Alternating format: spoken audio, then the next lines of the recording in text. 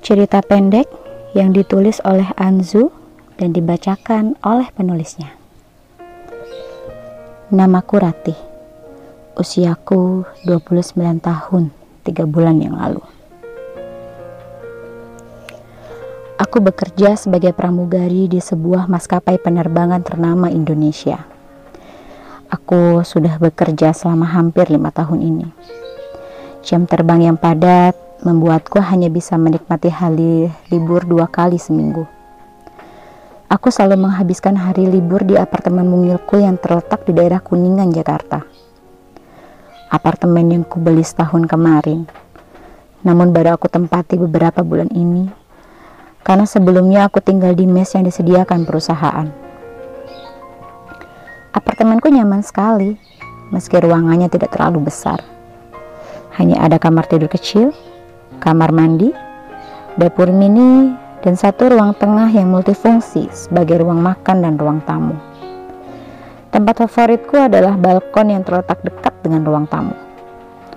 Aku meletakkan bangku yang bisa mengayun tubuhku di sana.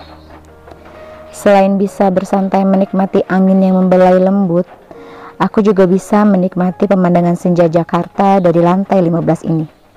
Indah sekali. Namun, ada hal menarik yang kusadari akhir-akhir ini.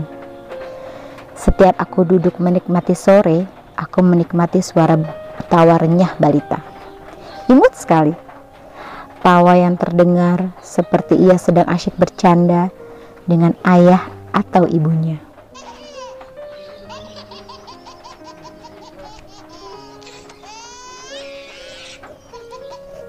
Suara tawanya mampu membuatku tersenyum, seakan ikut larut bersamanya. Kadang ingin aku mengintip seperti apakah rupanya. Namun, balkon kami dibatasi oleh dinding tinggi, khas apartemen pada umumnya. Hal menarik lain yang kusadari adalah tawa balita itu hanya terdengar di hari Sabtu dan Minggu.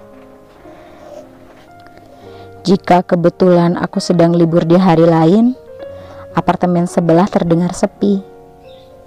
Mungkin ia dititipkan di rumah neneknya, sementara ibu dan ayahnya bekerja, pikirku. Tawa renyah balita itu selalu terngiang di telingaku. Bahkan saat sedang makan bersama Damar kekasihku, aku bisa mendengar tawa balita itu dari dapur miniku. Namun, Damar tidak mendengarnya. Emang ada balita di mana? Damar mengernyitkan dahinya heran. Di apartemen sebelah, jawabku singkat.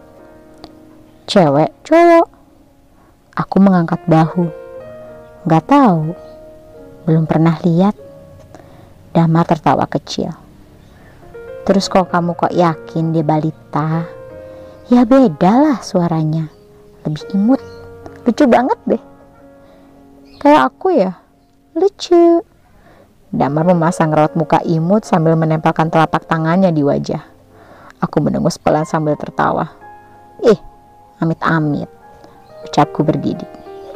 Suara tawa itu terdengar lagi. Tuh, dia ketawa lagi, seruku. Aku gak denger sahut Damar.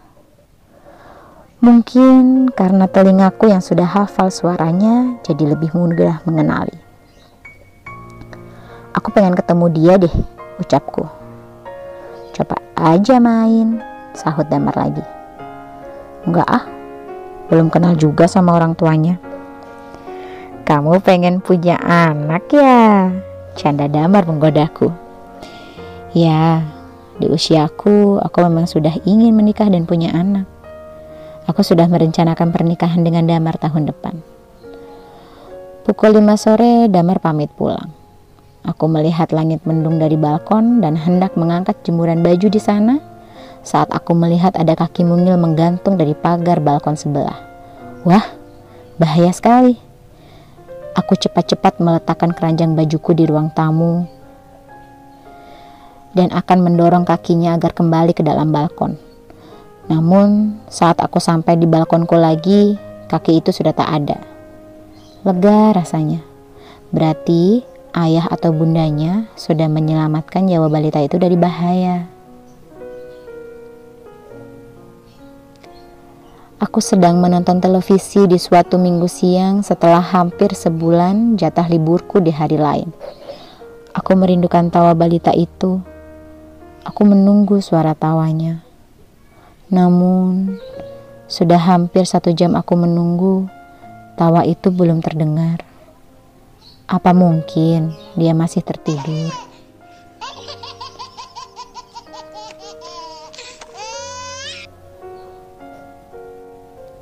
Akhirnya, tawa renyah yang kurindukan terdengar.